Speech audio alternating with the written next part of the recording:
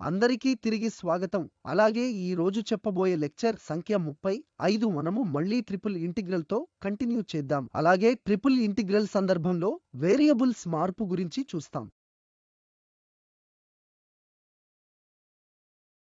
కాబట్టి మొదటిగా మీరు కార్టీసియన్ నుండి స్పెరికల్ పోలార్ కోఆర్డినేట్ వరకు మారగల ఉదాహరణను చూడండి. కాబట్టి కోఆర్డినేట్ల యొక్క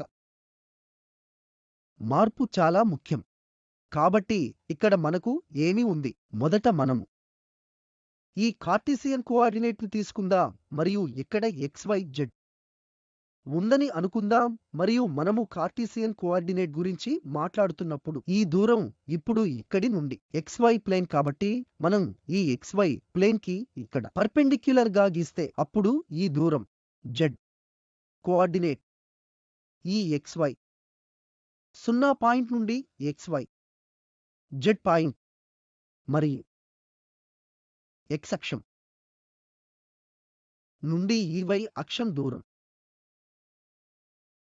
ఇది xyz పాయింట్ నుండి xy పాయింట్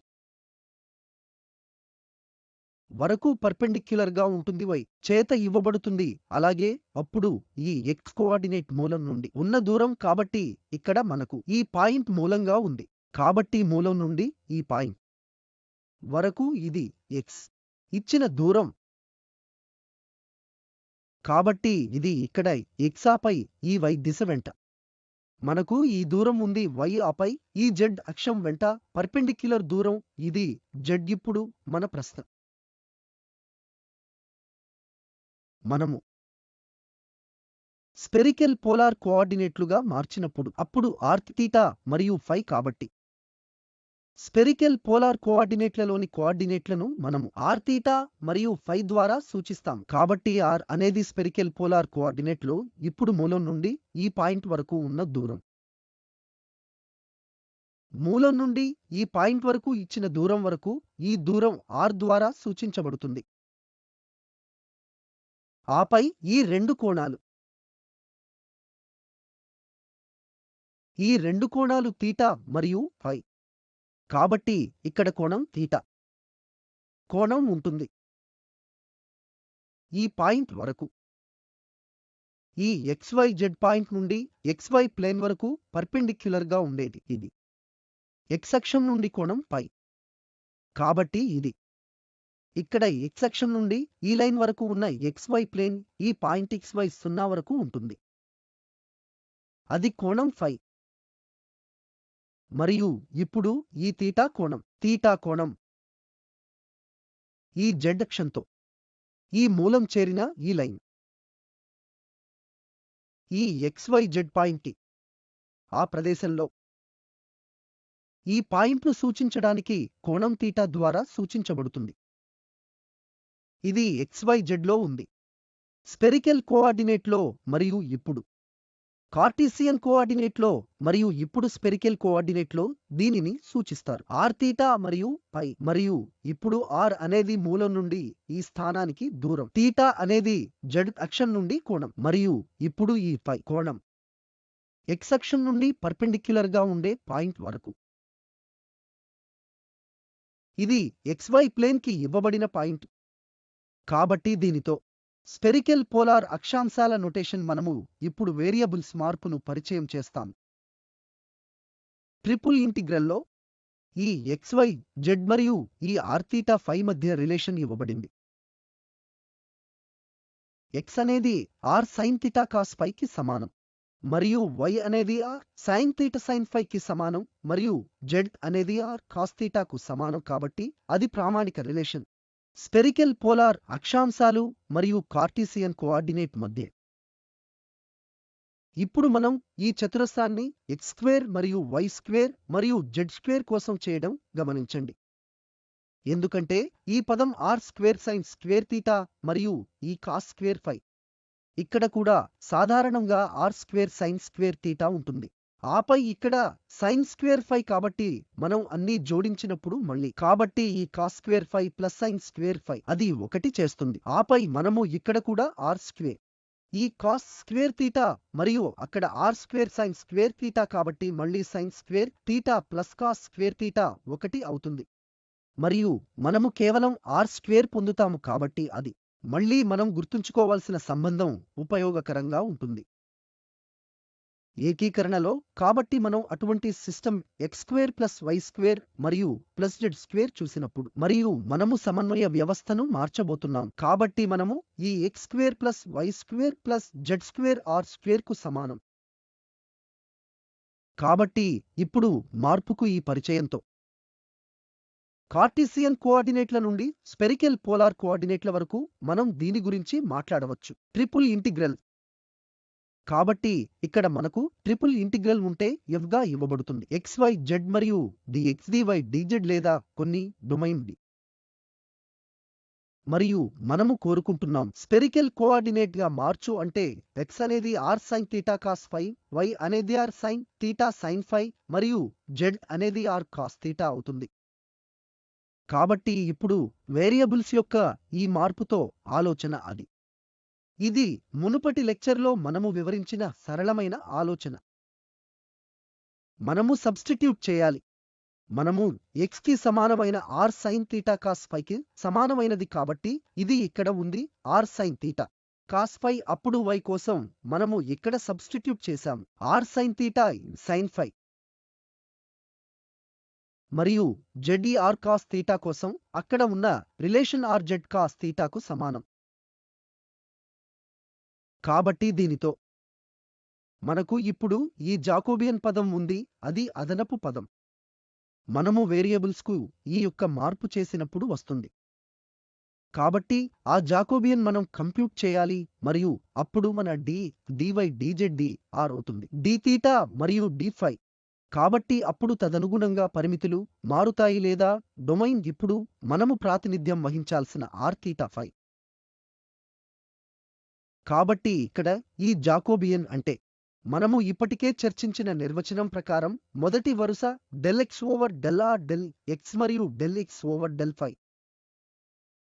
కాబట్టి rθ మరియు φకి విత్ రెస్పెక్ట్ గా x యొక్క పార్షియల్ డెరివేటివ్. అదేవిధంగా ఈ డిటర్మినెంట్ యొక్క రెండవ డ్రా rθ φకి విత్ రెస్పెక్ట్ y యొక్క పార్షియల్ డెరివేటివ్. ఆపై ఇక్కడ rθ మరియు φకి విత్ రెస్పెక్ట్ గా z యొక్క పార్షియల్ డెరివేటివ్. కాబట్టి ∂x పైగా ∂r. మనము ఈ పార్షియల్ డెరివేటివ్ లెక్కించినప్పుడు ∂x పైగా ∂r మనకు sin θ cos φ మరియు ∂x/∂θ ఉంటుంది. కాబట్టి θ r మరియు పైకి సంబంధించినదిగా కాన్స్టెంట్ వ్యవహరిస్తుంది కాబట్టి ఈ sin θ ఇక్కడ ఈ cos θ అవుతుంది. అది మాత్రమే మార్పు. కాబట్టి ఇది θకి సంబంధించినదిగా. ఆపై మనకు ∂x మీద ∂x ఉంటుంది. కాబట్టి xr r sin θ cos φ కాబట్టి ఈ cos φ sin φ అవుతుంది మరియు ఈ మైనస్ సైన్ తో ఇది అవుతుంది cos φ మైనస్ sin φ యొక్క డెరివేటివ్. సిమిలర్ గా మనం చేయగలిగేది ఇప్పుడు ఇతర గణన డెరివేటివ్. కాబట్టి ∂y ∂r sin θ sin φ అనేది ఇక్కడ పదం. ఆపై మనకు ∂y ఉంది పైగా ∂θ కాబట్టి ఇది cos θ తో ఉంటుంది. మిగిలిన సైన్ r అలాగే ఉంటుంది. ఆ తరువాత sin φకి సంబంధించినదిగా ఈ φ cos φ అవుతుంది. అలాగే r sin θ అలాగే ఉంటుంది. అదేవిధంగా ఇప్పుడు ఈ z కి సంబంధించినదిగా r కి సంబంధించినదిగా మన దగ్గర cos θ ఉంటుంది మరియు θకి సంబంధించినదిగా మనం మైనస్ sin θ కలిగి ఉంటాం. అలాగే r అలాగే ఉంటుంది. ఆపై మనకి ఇక్కడ ఈ z యొక్క φకి సంబంధించినది కాబట్టి z φ ఉండదు, అది z cos θ కు సమానం. మరియు ముందు మనము ఈ 0ను ఇక్కడ కలిగి ఉన్నాము ఎందుకంటే z లో φ లేదు కాబట్టి ∂z కంటే ఎక్కువ ∂φ ఉంటుంది 0. ఇప్పుడు మనం ఈ నిర్ణాయకాన్ని లెక్కించవచ్చు. ఇక్కడ r² sin θ గా మారే విలువను మనం గుర్తించగలం. కాబట్టి ఇప్పుడు ఈ చరరాశులు మార్పు కారణంగా వస్తున్న ఈ జాకోబియన్ పదం గుర్తుకు వస్తుంది. ఈ ట్రిపుల్ ఇంటిగ్రల్ ఈ జాకోబియన్ పదం యొక్క విలువ r² sin θ తప్ప మరొకటి కాదు.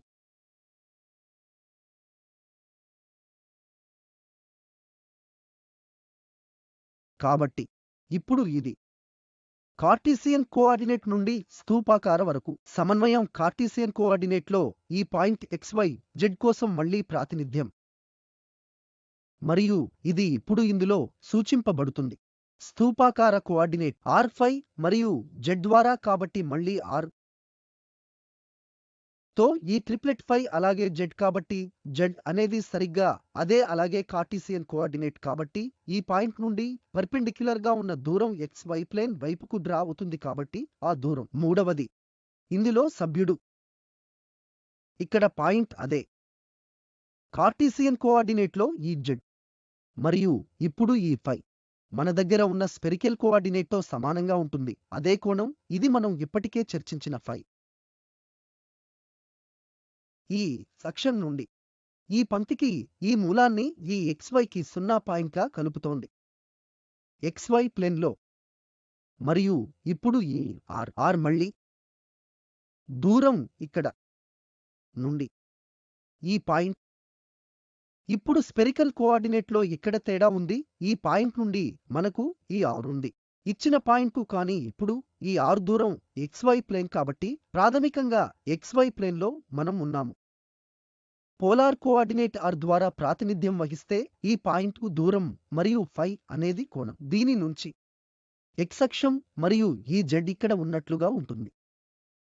కార్టీసియన్ కోఆర్డినేట్లలో ఇవ్వబడింది కాబట్టి z మరియు ఈ xyలో ఎటువంటి మార్పు లేదు. కేవలం అవి ఈ r5 ద్వారా ఇవ్వబడ్డాయి మరియు అది ఈ xy ప్లేన్లోని పోలార్ కోఆర్డినేట్ తప్ప మరొకటి కాదు. కాబట్టి రిలేషన్ మళ్ళీ ఎందుకంటే ఇది xyలో పోలార్ కోఆర్డినేట్ ప్లేన్ కాబట్టి x అనేది r cos φ మరియు y r sin φ కాబట్టి పోలార్ కోఆర్డినేట్లో మనము ఈ కోణాన్ని θ అని పిలుస్తాము, కానీ ఇప్పుడు అది విభిన్న ప్రాతినిధ్యం అని పిలుస్తున్నాం. కాబట్టి రిలేషన్ అలాగే ఉంది. సరిగ్గా అదే అక్షం r cos φకి సమానం మరియు y అనేది c sin φకి సమానం మరియు ఈ z వలె ఉంటుంది కార్టీసియన్ కోఆర్డినేట్లోని z. కాబట్టి ఇది మనం చేసే సాధారణ రిలేషన్ గురించి మాట్లాడండి. స్థూపాకార కోఆర్డినేట్ మరియు ఇక్కడ ఈ రిలేషన్ మళ్ళీ పోలార్ కోఆర్డినేట్ నుండి వస్తుంది. ఈ x² + y² ఈ సందర్భంలో r² అవుతుంది. కాబట్టి ఇప్పుడు మనం ట్రిపుల్ ఇంటిగ్రల్ మరియు వేరియబుల్స్ మార్పు గురించి మాట్లాడితే ఈ కార్టీసియన్ కోఆర్డినేట్లలో వ్రాయబడిన ఈ ఇంటిగ్రల్ మనకు ఉంది మరియు మీరు దీన్ని చేయాలనుకుంటే ఇక్కడ వేరియబుల్స్ మార్పు x సమానం r cos φ, y కి సమానం r sin φ కి సమానం మరియు z అనేది z కి సమానం. ఆ సందర్భంలో ఈ ఇంటెగ్రల్ గా వ్రాయబడుతుంది కాబట్టి x కి ప్రత్యక్ష సబ్స్టిట్యూట్ ఇక్కడ r cos φ మరియు z ఎందుకంటే అక్కడ అదే ఉంది కాబట్టి అది z గానే ఉంటుంది. ఆపై ఈ జాకోబియన్ పదం మళ్ళీ వస్తుంది మరియు dr dφ dz dx dy dz యొక్క బదులుగా ఎందుకంటే వేరియబుల్స్ ఉన్నాయి r5 మరియు z. ఇప్పుడు విషయంలో స్థూపాకార కోఆర్డినేట్ కాబట్టి ఇది స్థూపాకారంగా గోళాకారంగా కాకుండా స్థూపాకారంగా ఉంటుంది. కోఆర్డినేట్స్ కాబట్టి స్థూపాకార కోఆర్డినేట్లు కాబట్టి సందర్భంలో మనకు ఉంది ఈ జాకోబియన్. ఇప్పుడు మనం దీని ద్వారా లెక్కించవచ్చు. డిటర్మినెంట్ మళ్ళీ ఈ మొదటి వరుస r కి తరువాత x మరియు z కి సంబంధించినదిగా x యొక్క పార్షియల్ డెరివేటివ్ అవుతుంది, కానీ z లేదు కాబట్టి సహజంగా ఇది ఇక్కడ 0 అవుతుంది. y కూడా z లేదు, ఇది 0 అవుతుంది. అలాగే ఇది ఇక్కడ 1 కాబట్టి ఇవి సామాన్యమైన పరిస్థితులు. ఇది 0 అవుతుంది ఎందుకంటే x కి zy లేదు, z కూడా లేదు, ఇది కూడా 0 అవుతుంది మరియు ఇది 1 అవుతుంది. ఆపై మనం కాబట్టి ∆r మరియు ∆x కాబట్టి ∆φ ని కంప్యూట్ చేయవచ్చు. కనుక ఇది cos φ - r sin φ 0 0 మరియు ఇక్కడ 1.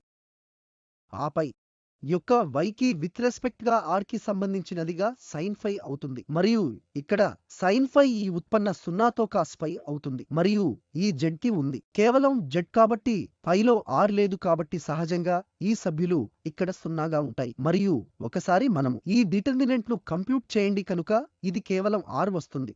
మరలా z లో మార్పు లేనందున ప్రాథమికంగా ఇది పోలార్ కోఆర్డినేట్లో మనం చేసే పనిని పోలి ఉంటుంది కాబట్టి మనం మార్చుతున్నాం. కార్టిసియన్ నుండి పోలార్ కోఆర్డినేట్ల వరకు x మరియు y గా మార్చబడింది ఎందుకంటే ఈ z కాదు పోలార్లో ఉన్నట్లుగా z అలాగే ఉంటుంది స్థూపాకార కోఆర్డినేట్లు. కాబట్టి మనము మళ్ళీ జాకోబియన్ను కలిగి ఉన్నాము, ఇది పోలార్ కోఆర్డినేట్లో కూడా ఉంది. కాబట్టి మనము దీన్ని చేసినప్పుడు మాత్రమే మార్పు ఈ ట్రిపుల్ ఇంటిగ్రల్లో మార్పు. ఈ x స్థానంలో r cos φ y ఉంటుంది, r sin φ ద్వారా భర్తీ చేయబడుతుంది. అలాగే జెడ్ అలాగే ఉంటుంది. అలాగే ఈ అంశం ఇక్కడ ఉంది. జాకోబియన్ ఆర్ అవుతుంది. dxdy dzdr అవుతుంది. d5 మరియు dz. కాబట్టి మనం వెళ్దాం. స్థూపాకార కోఆర్డినేట్లుగా మారే ఆలోచనను మనం ఉపయోగించగల కొన్ని సమస్యలు. ఈ సమస్యలో మొదటిది కాబట్టి స్థూపాకార కోఆర్డినేట్లకు మారుతున్నప్పుడు మనము ఈ ఇంటెగ్రల్ను విశ్లేషిస్తాం. కాబట్టి ఇంటిగ్రెంట్ z మరియు x² + y² dxdy dz మరియు ఈ డొమైన్ d ద్వారా ఇవ్వబడింది. x² + y² తక్కువ లేదా 1తో సమానం. కనుక ఇది డిస్క్ వృత్తాకార డిస్క్. ఆపై మనము కలిగి z దిశలో అలాగే అంటే 2 నుండి 3 వరకు మారుతుంది. కాబట్టి z కోఆర్డినేట్లు నేరుగా z2 నుండి 3 వరకు మారుతూ ఉంటాయి. ఆపై మనకు ఇది ఉంది. ఇక్కడ xy ప్లేన్ x² + y² లో వృత్తాకార డిస్క్ ఒకదానితో సమానం కాబట్టి ఇది ఇక్కడ సిలిండర్. వ్యాసార్థంతో ఒక వృత్తాకార సిలిండర్ వ్యాసార్థం 1 మరియు ఇది ఈ z దిశలో 2 నుండి 3 వరకు మారుతుంది.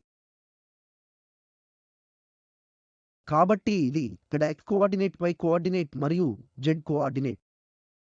అలాగే మనకు ఉంది z నుండి 2కి సమానం, 2z 3కి సమానం అంటే ఈ z అక్షంతో పాటు సిలిండర్ ఎత్తు. అలాగే అది సిలిండర్ యొక్క అక్షం. అలాగే అప్పుడు ఈ వృత్తాకార డిస్క్ ఇక్కడ ఉంది. ఇది x² + y² 1 కంటే తక్కువ కాబట్టి సిలిండర్ యొక్క వ్యాసార్థం 1. అలాగే ఇక్కడ ఎత్తు 2 నుండి 3 వరకు ఉంటుంది. కనుక ఇది ఉపయోగించడం సహజం. ఉదాహరణకు స్థూపాకార అక్షాంశాలు, ఎందుకంటే ఇది ఖచ్చితంగా సిలిండర్ ఇవ్వబడింది. అలాగే మనము అటువంటి సమస్యలలో స్థూపాకార కోఆర్డినేట్ ఉపయోగిస్తే మరింత సౌకర్యవంతంగా ఉంటుంది. కాబట్టి x అనేది r cos θకు సమానం మరియు y అనేది sin θకు సమానం మరియు z మామూలుగా z గా ఉంటుంది. అది మనకు కూడా తెలుసు. ఈ సందర్భంలో ఈ x² + y² r² అవుతుంది. మరియు జాకోబియన్ పదం కూడా ఉంటుంది. ఈ ట్రిపుల్ ఇంటిగ్రల్ యొక్క చరరాశి యొక్క ఈ మార్పు అవసరం మరియు అది స్థూపాకార కోఆర్డినేట్లో ఉంది. అది కూడా మనము మునుపటి స్లైడ్లో విశ్లేషించాం. కాబట్టి ఇప్పుడు ఈ అంతర్భాగం ఇచ్చిన ఇంటిగ్రల్ మైనది ఈ పోలార్ కోఆర్డినేట్లో చూపిస్తారు. కాబట్టి ఈ r ఇక్కడ జాకోబియన్ కోసం. జాకోబియన్ కారణంగా మనకు ఈ పదం ఉంది. ఆపై ఈ dr dφ మరియు dθ ఇది. ఈ అదనపు జాకోబియన్ పదంతో ఈ dy dz కు బదులుగా మార్చబడుతుంది. ఆపై ముందుగా మనం దీనిని చర్చిద్దాం. ఇంటిగ్రెంట్ కాబట్టి z ఉన్నట్లుగా మరియు x² + y² ఇప్పుడు r² గా మారింది. ఇప్పుడు మనము దానికి వచ్చాము. ఇక్కడ r కోసం పరిమితులు ఉన్నాయి కాబట్టి అది చాలా స్పష్టంగా ఉంది. లేదా ముందుగా z పరిమితులు పెట్టండి కాబట్టి z పరిమితులు z2 నుండి 3 వరకు మారుతూ ఉంటుంది. కాబట్టి z2 నుండి 3 పరిమితులు. మనము z పరిమితులను కవర్ చేసిన తర్వాత అప్పుడు మిగిలి ఉన్నది xy ప్లేన్ కి ప్రొజెక్షన్ మరియు అది ఏమీ కాదు సర్కిల్ తప్ప. కాబట్టి ఇక్కడ మనము z యొక్క ఈ పరిమితులను ఫిక్స్ చేసిన తర్వాత ఇప్పుడు మిగిలి ఉన్నది xy ప్లేన్లోని వృత్తం. ఇది పోలార్ అక్షాంశాలలో మనకు ఇప్పటికే తెలుసు. r అనేది 0 నుండి 1కి వెళ్తున్న వృత్తానికి పరిమితులు ఏమిటి, ఎందుకంటే ఇది ఇక్కడ వ్యాసార్థం వృత్తంలో 1. కాబట్టి r 0 నుండి కదులుతోంది 1 వరకు మరియు తరువాత θ 0 నుండి కదులుతోంది. మొత్తం వృత్తం 2φ. కాబట్టి లేదా ఈ సందర్భంలో మనం ఇక్కడ స్థూపాకార పోలార్ కోఆర్డినేట్లో తీసుకుంటాం. కాబట్టి φ 0 నుండి 2φలకు మారుతుంది మరియు r 0 నుండి వెళ్తుంది 1 వరకు. ఆపై మనము జాకోబియన్ పదం కోసం జాగ్రత్త తీసుకున్న ఇంటెగ్రల్ను మార్చాం మరియు ఇప్పుడు మనం ఈ ఇంటెగ్రల్ను విశ్లేషించవచ్చు. కాబట్టి ఇది మనం మూల్యాంకనం చేయదలిచిన ఇంటెగ్రల్ మైనది. కాబట్టి ముందుగా మనం r కి విత్ రెస్పెక్టుగా ఇంటెగ్రల్ మూల్యాంకనంతో వెళ్తాం. కాబట్టి ఇక్కడ మనకు r³ dr ఉంది. అది ఇంటెగ్రల్ మరియు r 0 నుండి 1కి వెళుతుంది కాబట్టి మనం ఇంటిగ్రేట్ చేసినప్పుడు ఈ r³ r4 4తో విభజించబడుతుంది. అలాగే మనము పరిమితులు పెట్టినప్పుడు అవి 0 మరియు 1 కాబట్టి మనకు 1 నుండి 4 తప్ప మరేమీ లభించదు. అలాగే z అలాగే ఉంది. అలాగే మనం ఇంకా ఎక్కువ చేయాలి. ఇంటిగ్రల్స్ ఇప్పుడు సంబంధించినదిగా పైకి మరియు z కి సంబంధించినదిగా ఉంటాయి. కాబట్టి పైకి సంబంధించినదిగా ఇంటిగ్రెంట్ లో పై లేదు కనుక ఇది సరళంగా ఉంటుంది. అలాగే అప్పుడు మనము పరిమితిని 0కి 2గా ఉంచుతాం. కాబట్టి ఎగువ పరిమితి దీనికోసం 2π ఇస్తుంది. కి విత్ రెస్పెక్ట్ గా ఇంటెగ్రల్ మనం పొందుతాం 2π కాబట్టి 2π అలాగే 4 ద్వారా అలాగే తరువాత మనకు zdz ఉంటుంది. మళ్ళీ ఈ zdz z చతురస్రాన్ని 2గా చేసి ఆపై మనం ఈ ఎగువ పరిమితి మరియు దిగువ పరిమితిని ఉంచాలి. కనుక ఇది ఉంటుంది z² 2 ఆపై 2 నుండి 3 కాబట్టి ఇది 1కి 2 మరియు అప్పుడు మనము ఇక్కడ ఉన్నాము 9 మరియు మైనస్ ఈ 4 కాబట్టి ఇక్కడ 5 కాబట్టి 5కి 2 ఆపై ఈ 2 రద్దు చేయబడతాయి కాబట్టి మనకు 5 నుండి 4 ఉన్నాయి కాబట్టి అది ఈ ఇచ్చిన ఇంటెగ్రల్ విలువ మరియు ఈ స్థూపాకార కోఆర్డినేట్ సహాయంతో డొమైన్ సిలిండర్ అయినందున ఇది సహజమైనది మరియు ఇంటిగ్రెంట్ ఈ x² టర్మ్ కలిగి ఉంది. మరియు అది వెంటనే ఈ r² అవుతుంది మరియు అప్పుడు ప్రతిదీ మనము పోలార్ సమన్వయానికి మారిన తర్వాత ఇంటిగ్రేట్ చేయడం చాలా సులభం అయింది. కాబట్టి మనము ఇక్కడ స్పెరికల్ కోఆర్డినేట్గా మారుతున్న మరొక సమస్యను తనిఖీ చేస్తాము. కాబట్టి ఇప్పుడు ఈ ఇంటెగ్రల్ అంచనా వేయడానికి స్పెరికల్ కోఆర్డినేట్గా మార్చుతాం. కాబట్టి ఇక్కడ పరిమితులు ఏమిటో మనం మళ్ళీ చాలా జాగ్రత్తగా ఉండాలి. పరిమితులు ఈ x² + y² 1తో ఆపై మనము కలిగి 0 నుండి వర్గమూలం 1 మైనస్ x² అలాగే మనకు ఉంది x0 నుండి 1కి. కాబట్టి మనం గుర్తించాలి ఇంటెగ్రల్ పరిమితులను చూడటం అంటే ఏమిటి? డొమైన్ ఎందుకంటే డొమైన్ మనకు తెలిసిన తర్వాత అది సులభంగా స్పెరికల్లో సూచింపబడుతుంది కోఆర్డినేట్లు కూడా అవుతుంది. కాబట్టి ఈ విషయంలో ఈ z కోసం పరిమితులు లోపలి భాగం కాబట్టి zx² + y² 1కి నుండి వెళ్తుంది మరియు ఇక్కడ ఇది y కోసం y 0 నుండి √1 మైనస్ x² కు వెళుతుంది మరియు ఈ x వెళుతుంది 0 నుండి కాబట్టి ఇవి పరిమితులు. కాబట్టి ఇక్కడ z అనేది x² కి సమానం. y² మొదటి లోపలి భాగం చాలా లోపలి భాగం కాబట్టి స్క్వేర్ + y² లేదా z² x² + y² కు సమానం. కాబట్టి ఇది 0 యొక్క సమీకరణం తప్ప మరొకటి కాదు. మనకు ఉంది కాబట్టి అది ఏంటి అంటే z దిశలో మనము దీని నుండి వెళ్తున్నాము. కోన్ ఇది z ద్వారా సూచించబడుతుంది. ఇది స్క్వేర్ అలాగే y² కు సమానం మరియు అది ఇక్కడ కోన్ కనుక ఇది x మరియు ఇది y. అప్పుడు అలాగే ఇది ఇక్కడ z కాబట్టి z దిశలో అది కోన్ ఇక్కడ ఇది ఈ సమీకరణం ద్వారా సూచించబడుతుంది. z అనేది సమాన వర్గం √x² + y² కాబట్టి మనం గ్రహించేది ఇక్కడ నుండి z ఈ కోన్ నుండి వెళుతోంది 1 నంబర్ 1 పరిష్కరించడానికి కాబట్టి z మరియు z వద్ద z దిశలో 0 1కి సమానం. కాబట్టి అది ఒక ప్లేన్ దీనికి ప్యారలల్ గా xy ప్లేన్ z వద్ద 1కి సమానం కాబట్టి ఇక్కడ z ఎల్లప్పుడూ దీని నుండి కదులుతుంది. ఈ z కి కోన్ 1కి సమానం కనుక ఇది z యొక్క దిశ. ఆపై మనం ఇక్కడ దగ్గరగా చూస్తే y అనేది వర్గమూలానికి సమానం. y అనేది వర్గమూలం x1 మైనస్ x² అంటే y² + x² 1కి సమానం కాబట్టి అది వృత్తం. మరియు ఇక్కడ 0 నుండి 1కి కూడా వెళుతుంది కాబట్టి అది దీని ప్రొజెక్షన్. ఇక్కడ xy ప్లేన్లో కోన్ అది xy ప్లేన్లో ప్రొజెక్షన్ అవుతుంది. కాబట్టి ఇక్కడ మనకు x మరియు y ఉన్నాయి. మనం ఈ కోన్ని ప్రొజెక్ట్ చేస్తే మనం ఈ xy ని పట్టించుకుంటాం మరియు ఈ xy ప్లేన్లోని వృత్తం ఎల్లప్పుడూ వ్యాసార్థం 1గా ఉంటుంది. కాబట్టి ఇది ఆ 2 వెలుపల చాలా పరిమితులు ఇప్పుడు y నుండి కదులుతున్నాయని సూచిస్తున్నాయి. 0 వృత్తానికి y అనేది 0 నుండి వృత్తానికి మరియు x 0 నుండి 0కి 1 కాబట్టి ఇది దీని భాగం.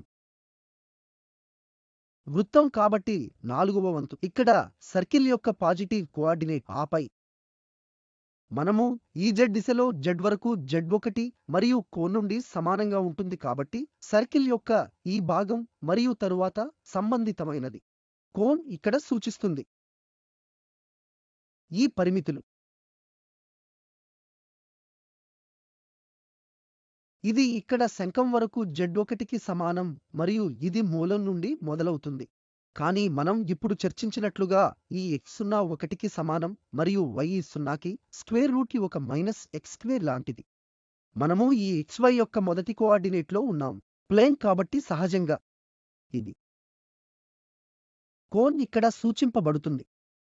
మరియు ఇప్పుడు మనం మార్చాలి స్పెరికల్ అక్షాంశాలు. కాబట్టి స్పెరికల్ అక్షాంశాల కోసం మనకు x తో రిలేషన్ ఉంది.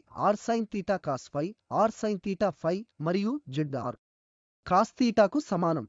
కాబట్టి ఈ రిలేషన్ తో మనం సులభంగా చేయవచ్చు. ఈ జాకోబియన్ ను గణించండి. ఇది మనము ఇప్పటికే చర్చించిన r² sin θ మరియు మనకు ఇక్కడ ఈ రిలేషన్ కూడా ఉంది. x² + y² + z² r² కు సమానం. మరియు ఇప్పుడు మనం లెక్కించాలి ఎందుకంటే ఇక్కడ ఈ కోణం అవసరం. దీనిలో ఏది అవసరం? స్పెరికల్ కోఆర్డినేట్ ఈ θ ద్వారా సూచింపబడుతుంది. కాబట్టి θ పరిమితులు దీనికి కాదు z1కి సమానం. కనుక ఇది z ఇక్కడ 1కి సమానం కాబట్టి ఇక్కడ నుండి ఇక్కడకు మన దగ్గర ఉంది ఈ దూరం 1. ఆపై వృత్తాకార భాగం కూడా వ్యాసార్థం కలిగి ఉంటుంది 1. అది కూడా వ్యాసార్థం 1 ఎందుకంటే మనము ఇక్కడ గమనించినది z²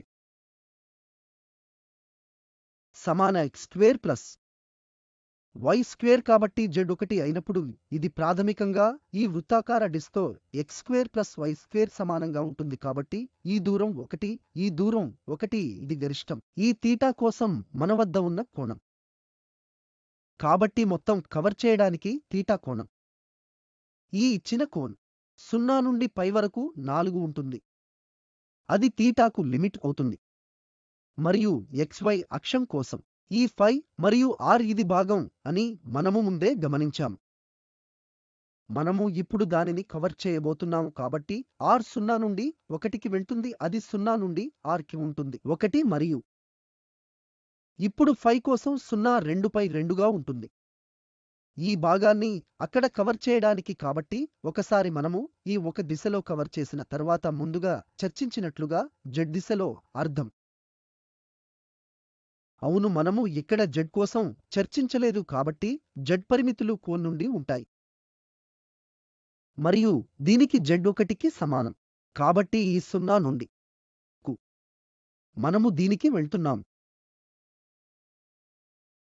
అవును మనము స్పెరికల్ కోఆర్డినేట్ గురించి మాట్లాడుతున్నాము కాబట్టి మనకు r కావాలి కాబట్టి r ఇక్కడి నుండి పాయింట్లకు ఈ దూరం ఉంటుంది. వృత్తాకార డిస్క్లో గరిష్ట దూరం కాబట్టి z1కి సమానం కాబట్టి వృత్తాకార డిస్క్ ఏమీ కాదు కానీ z అక్కడ 1కి సమానం కాబట్టి మనము r కోసం 0 నుండి కదులుతున్నాము. మనము 0 నుండి ఈ డిస్క్ మారుతున్నాము ఇక్కడ 0 నుండి ఈ డిస్కు.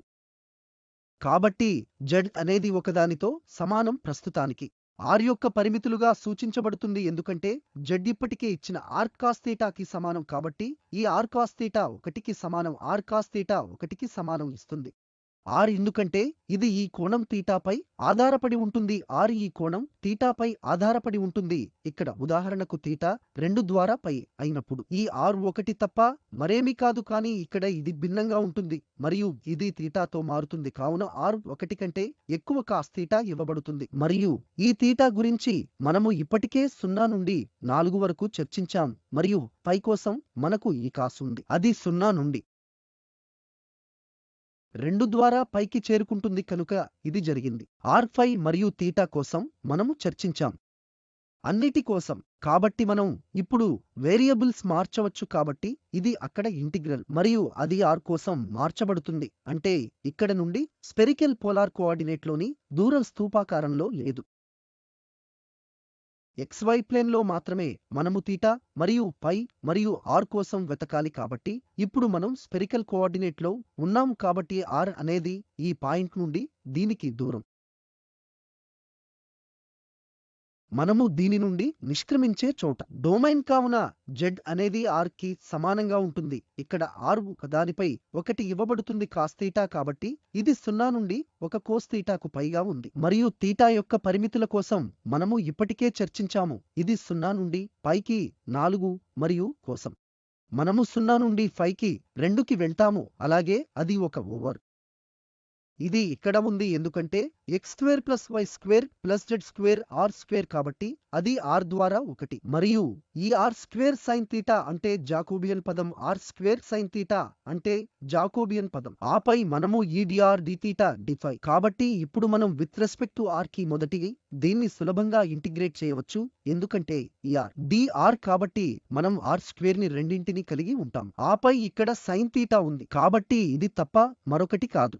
sin θ మరియు ఇది ఒక సెకను θ cos θకి వెళ్తుంది కాబట్టి tan θ secant θ కాబట్టి secant θ tan θ దీనితో మళ్ళీ మనం θకు విత్ రెస్పెక్ట్ టుగా ఇంటిగ్రేట్ చేయాలనుకుంటున్నాము కాబట్టి ఈ సెక్ ను θ tan θ యొక్క ఇంటిగ్రల్ మళ్ళీ ఉంటుంది. secant θ మరియు ఇక్కడ ఉన్న పరిమితులు 0 నుండి పైకి 4 మరియు ఈ కారకం సగం అక్కడ ఉంది. ఇప్పటికే మనము ఈ పరిమితులను సబ్స్టిట్యూట్ చేయవచ్చు కాబట్టి ఈ secant పై బై 4 అనేది √2 మరియు తరువాత -1 అవుతుంది మరియు పై కోసం మనము దీనిని పొందుతాం 2 ద్వారా పై కాబట్టి ఈ 1 2 ఈ 4 చేస్తుంది కాబట్టి ఇచ్చిన ఇంటిగ్రల్ స్క్వేర్ రూట్ వాల్యూ విలువ 2 - 1 పై ద్వారా 4. చివరి ఉదాహరణ ఇంటిగ్రల్ ను అంచనా వేయడానికి మనం మళ్ళీ స్పెరికల్ కోఆర్డినేట్ గా మారుతున్నాం మరియు మళ్ళీ స్పెరికల్ కోఆర్డినేట్ గా మారడంలో ఈ ఇంటిగ్రల్ పరిమితుల్లో మనం కలిగి ఉన్న జియోమెట్రీ కోసం వెతకాలి కాబట్టి లోపలి భాగంలో z 0 నుండి వెళుతుంది. √1 -x² - y² అంటే z² + x² + y² 1కి సమానం. కాబట్టి మనము 0 నుండి z దిశ నుండి కదులుతున్నాం. దానికి వ్యాసార్థం 1 గోళం z సమీకరణం స్క్వేర్ రూట్ కి సమానం. ఒక -x² - y² అంటే స్పియర్. కాబట్టి మనము 0 నుండి కదులుతున్నాం. ఆ గోళానికి z దిశలో కాబట్టి మనం ఇప్పుడు చేయాలి. కొంచెం జాగ్రత్తగా చూడండి అలాగే తరువాత ఈ y అలాగే ఈ దిశలో చూడండి. x ఇది ఆ సర్కిల్ మాత్రమే తప్ప మరొకటి కాదు. ఇది స్పియర్ గా ఉన్నప్పుడు అంచనా వేయబడుతుంది. ఈ xy ప్లేన్ ఆపై 0 నుండి yకి 0 నుండి yకి x ఉంటుంది. స్క్వేర్ రూట్ ద్వారా 1 మైనస్ x² కనుక ఇది ఖచ్చితంగా xy ప్లేన్ లో ఉంటుంది మన దగ్గర ఉన్నది. అంటే దీని యొక్క సర్కిల్ వృత్తాకార భాగం అయిన y మరియు x కోసం విలువలు పరిమితులు మరియు తరువాత ఈ z దిశలో మనము నుండి కదులుతున్నాం. స్పియర్ 0 కాబట్టి ఇప్పుడు మళ్ళీ స్పెరికల్ కోఆర్డినేట్ ని పరిగణించడం సహజం. ఇది దీనిని మారుస్తుంది కాబట్టి x సమానంగా ఉంటుంది r cos θ, y సమానంగా ఉంటుంది r sin θ మరియు z సమానంగా ఉంటుంది r cos θ. j ఈ r² sin θ ఉంటుంది మరియు మళ్ళీ ఈ రిలేషన్ కాబట్టి ఇప్పుడు ఈ ఇంటిగ్రల్ గా మార్చబడుతుంది కాబట్టి మనకు ఈ జాకోబియన్ పదం ఉంది. మన దగ్గర ఒక √1 -r² ఉంది. ఆపై dr dφ dθ కాబట్టి ఇప్పుడు దీనికి r పరిమితులు ఎల్లప్పుడూ ఈ 0 నుండి స్పియర్ నుండి 0 వరకు గోళం కాబట్టి మూలం నుండి ఆ గోళానికి దూరం కాన్స్టెంట్ గా ఉంటుంది. అది స్పియర్ యొక్క వ్యాసార్థం. ఎందుకంటే స్పియర్ మధ్యలో 0 మరియు వ్యాసార్థం 1 కాబట్టి వ్యాసార్థం 1 కాబట్టి r 0 నుండి వెళ్తుంది ఆ గోళానికి 1. ఆపై మనం ఈ కోణం φ గురించి చూడాలి. కోణం φ మొదటిది కనుక ఇది ఈ x అక్షం నుండి 0 నుండి పైకి 2 ఎందుకంటే అది 0 దీనికి √1 -x² కాబట్టి అది xy ప్లేన్ లో ఉంది. ఆపై మనము కలిగి θ యొక్క పరిమితులు కాబట్టి మళ్ళీ ఈ స్పియర్ ని కవర్ చేయడానికి ఈ పాజిటివ్ ఈ ఆక్టెంట్ కాబట్టి మనం 0 నుండి పైకి 2కి వెళ్ళాలి కాబట్టి ఈ పరిమితులతో మనము ఇవన్నీ కవర్ చేశాం. మొత్తం స్పెరికల్ గా ఇవ్వబడింది. ఒక భాగం మరియు ఇప్పుడు మనం సులభంగా ఇంటిగ్రేట్ చేయవచ్చు, ఎందుకంటే r కి విత్ రెస్పెక్ట్ గా మనము ఇక్కడ స్క్వేర్ గా ఉన్నాం, ఒక మైనస్ పైగా r స్క్వేర్. కాబట్టి ముందుగా మనం లోపలి ఇంటిగ్రల్ r స్క్వేర్ ను విశ్లేషిస్తాం. స్క్వేర్ రూట్ ఒక మైనస్ r స్క్వేర్ ద్వారా విభజించబడింది, కాబట్టి ఇక్కడ సబ్స్టిట్యూషన్ ద్వారా ఈ r సైన్ కి సమానం మనం సులభంగా చేయవచ్చు. ఈ సైన్ స్క్వేర్ పొందండి, ఇది ఒక మైనస్ కాస్ రెండుటిగా కన్వర్ట్ అవుతుంది. దీనిని మనం ఇప్పుడు ఇంటిగ్రేట్ చేయవచ్చు, అలాగే వాల్యూ ఉంటుంది పై ద్వారా 4, కాబట్టి ఈ అంతర్గత ఇంటిగ్రల్ యొక్క విలువ 4 ద్వారా పై, అలాగే అప్పుడు మనకు సైన్ థీటా d5 dθ ఉంది. కాబట్టి ఇది మళ్ళీ ఈ d5 మనకు 2 మాత్రమే పై ఇస్తుంది. బయటి ఒక సైన్ థీటా మైనస్ సైన్ తో కాస్ థీటా అలాగే 0 నుండి 2 వరకు ఉంటుంది. కాబట్టి మనము ఈ ఇంటిగ్రల్ వాల్యూ 8 ద్వారా పై స్క్వేర్ పొందుతాం. కాబట్టి మనం ఇప్పుడు కనీసం 2 ప్రత్యేక కేసులను చూశాము. అక్కడ మనము ఈ స్పెరికల్ కోఆర్డినేట్ ని మరియు ఈ ట్రిపుల్ ఇంటిగ్రల్లో స్థూపాకార కోఆర్డినేట్ ని కూడా పరిగణించాం. కాన్సెప్ట్ అనేది చరరాశులు యొక్క మార్పు. ఇక్కడ జాకోబియన్ మనం మార్చాలి మరియు ఈ ట్రిపుల్ ఇంటిగ్రల్లో మళ్ళీ చాలా కష్టమైన భాగం పరిమితులను కనుగొంటుంది. ఇచ్చిన వాటికి సంబంధిత స్పెరికల్లో ఉన్న స్థలం మనం ప్రాతినిధ్యం వహించాలి.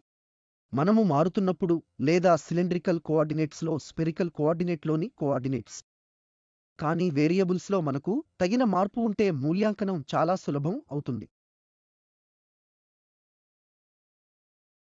కాబట్టి ఇవి మనము ఉపయోగించిన సూచనలు. అలాగే మీ అటెన్షన్కి చాలా ధన్యవాదాలు.